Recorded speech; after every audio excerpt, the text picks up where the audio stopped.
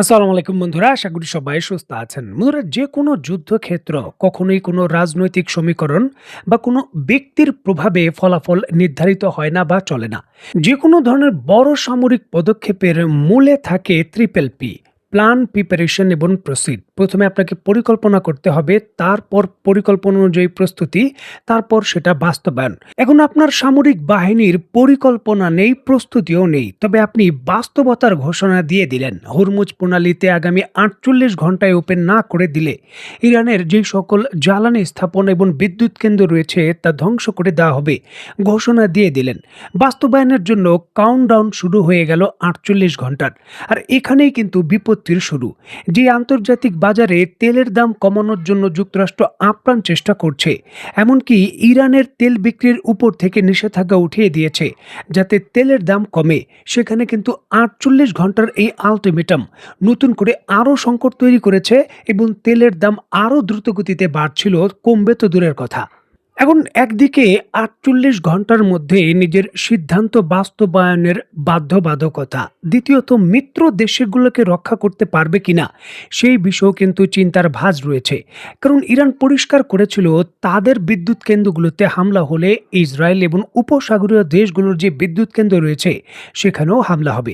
সুতরাং মিত্র দেশগুলোর পক্ষ থেকেও চাপ ছিল যে হামলা যদি করেন তাহলে করেন, তবে আমাদের এই সকল যে স্থাপনা রয়েছে বিদ্যুৎ কেন্দ্র তার নিরাপত্তার বিষয়ে কি হবে।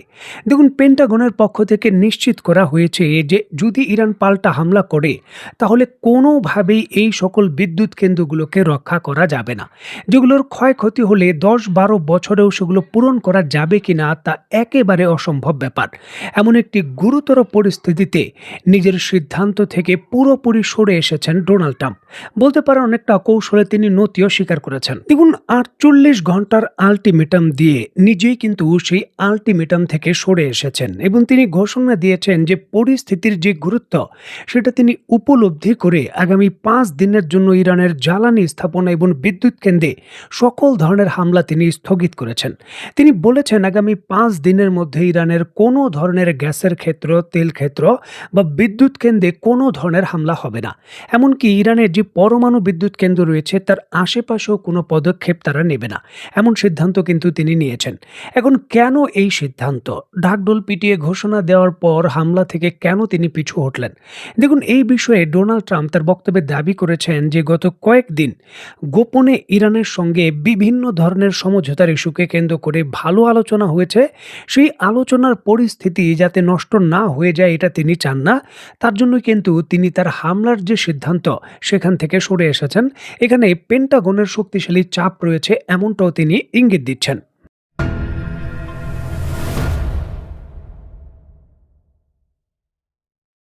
এবং ডোনাল্ড ট্রাম্প তার বক্তব্যে দাবি করেছেন ইরানের সঙ্গে গোপন আলোচনায় খুবই ভালো অগ্রগতি হয়েছে। বিশেষ করে প্রধান যে দাবি রয়েছে সেখানে অনেক ক্ষেত্রেই ইরানের সঙ্গে একমত পোষণ করেছে যুক্তরাষ্ট্র, বা তারা একমত হতে পেরেছেন। এই জন্যই কিন্তু তিনি হামলা ডিলে করেছেন বা বন্ধ করে স্থগিত করে দিয়েছেন, এমনটা দাবি করেছেন ডোনাল্ড ট্রাম্প। তবে এই বিষয়ে সরাসরি এই আলোচনার বিষয়টা অস্বীকার করেছে ইরান। ইরানের পক্ষ থেকে ইরানের পররাষ্ট্রমন্ত্রী জনাব আগারচি তার বক্তব্যে পরিষ্কার করেছেন যুক্তরাষ্ট্রের সঙ্গে কোনো ধরনের আলোচনা হয়নি। দেখুন, অত্যন্ত গুরুত্বপূর্ণ এই বিষয়টিকে কেন্দ্র করে স্ক্রিনে নিশ্চয়ই আপনারা দেখতে পাচ্ছেন তুরস্কের আনাদুনু এজেন্সি এবং অন্যান্য সংবাদ মাধ্যম নিশ্চিত করছে ইরানি কর্তৃপক্ষ পরিষ্কার করেছেন নো ডায়ালগ, কোনো ধরনের আলোচনা হয়নি। এখানে সিদ্ধান্তে একমত পোষণ করার বিষয় তো পরের কথা, যেখানে আলোচনাই হয়নি। বিভিন্ন ধরনের বড় বড় থিঙ্ক ট্যাঙ্ক এবং যারা সামরিক বিশেষজ্ঞ রয়েছেন তারাও কিন্তু এই জিনিসটা সচরাচর বিশ্বাস করতে চাচ্ছেন না যে এই ধরনের একটি জটিল পরিস্থিতির মধ্যে ইরান এবং যুক্তরাষ্ট্রের মধ্যে কোনো গোপন আলোচনা হতে পারে। যেখানে পরিস্থিতি স্বাভাবিক ছিল তখনই কিন্তু মুখোমুখি তারা আলোচনা করেনি। আপনারা নিশ্চয়ই সেই ঘটনা প্রবাহ সম্পর্কে অবগত আছেন যখন ওমানের মধ্যস্থতায় এই যুদ্ধকালীন পরিস্থিতি শুরু হওয়ার পূর্বে ওমানের ভেতর এবং জেনেভা এবং ইতালিতে কয়েক দফা আলোচনা হয়েছিল। তখনও কিন্তু ইরান সরাসরি যুক্তরাষ্ট্রের সঙ্গে কোনো বৈঠকে বসেনি, ওমানের মধ্যস্থতায় পরোক্ষভাবে আলোচনায় বসেছে। তখন তো যুদ্ধ হয়নি, হামলাও হয়নি, বা আয়াতুল্লাহ খামেনি তখন বেঁচে ছিলেন, এই ধরনের নেতৃত্ব স্থানীয় উপরে হামলা হয়নি।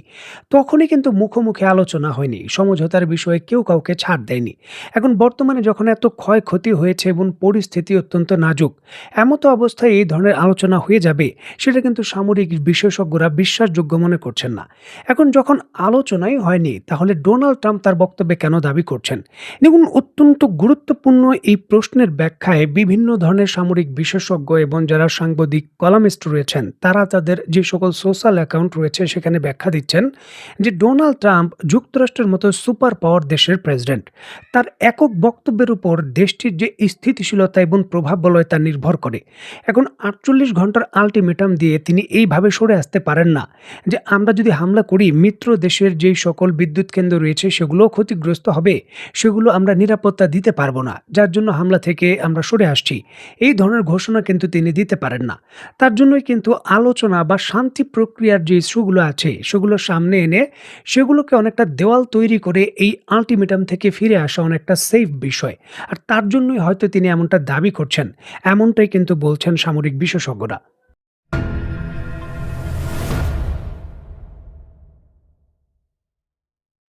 দেখুন, যুক্তরাষ্ট্রের সঙ্গে একেবারে শেষ ধাপে এই যে নতুন করে সাংঘর্ষিক পরিস্থিতি তৈরি হয়েছে, এর পূর্বে যুক্তরাষ্ট্র এবং তাদের থিঙ্ক ট্যাঙ্ক এবং বড় বড় তাদের গোয়েন্দা সংস্থা নিশ্চিত করেছিল ইরানের কাছে ৩,০০০ থেকে ৩,৫০০-এর মতো ব্যালিস্টিক মিসাইল মজুদ থাকতে পারে।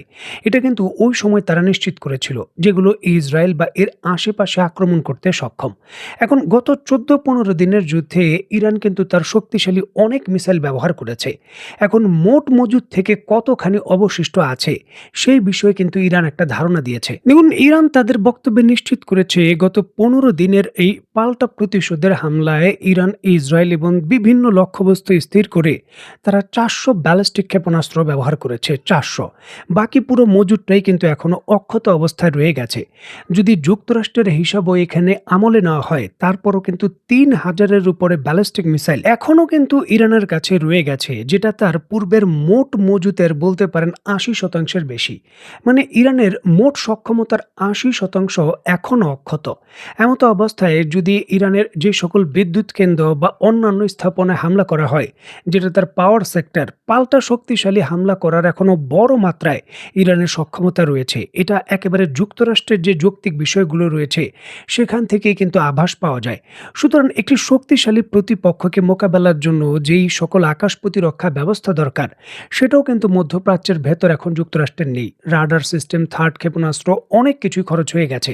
এবং যুক্তরাষ্ট্রের প্রতিরক্ষা মন্ত্রী নিজেই বলেছিলেন যে প্রতি মাসে যেখানে যুক্তরাষ্ট্র ৫ থেকে ৬টি ইন্টারসেপ্ট তৈরি করতে পারে, সেখানে প্রতি মাসে ইরান ব্যালিস্টিক মিসাইল তৈরি করতে পারে ১ থেকে ১৫০। সুতরাং এই হিসাবে গত কয়েকদিনে প্রোডাকশন লাইন দিনে রাতে ২৪ ঘন্টা তারা চালিয়ে এখানে আরও মিসাইল কিন্তু যুক্ত করে ফেলেছে। সুতরাং ইরানের সক্ষমতার যে ঘাটতির বিষয়টা, সেটা ততটা বড় হারে এখনো হয়নি, যেখানে অস্ত্রের ক্রাইসিস বা অস্ত্র উৎপাদনের যে শৃঙ্খলাবদ্ধ উৎপাদনের বৃদ্ধিতা, সেখানে কিন্তু যুক্তরাষ্ট্রের ঘাটতি রয়েছে। আর এই জন্যই কিন্তু ইরানের বিরুদ্ধে আরও শক্তিশালী পদক্ষেপে যাওয়া এখন একটা চ্যালেঞ্জিং বিষয়। দেখার বিষয় ইসরায়েল এবং যুক্তরাষ্ট্র এই ধরনের পরিস্থিতি কি করে মোকাবেলা করে। তো বন্ধুরা, আজকের মতো বিদায়। নতুন কোনো ভিডিও নিয়ে আবার দেখা হবে। সেই পর্যন্ত সবাই ভালো থাকবেন, সুস্থ থাকবেন এবং বাংলাদেশকে ভালোবাসবেন। আল্লাহ হাফেজ।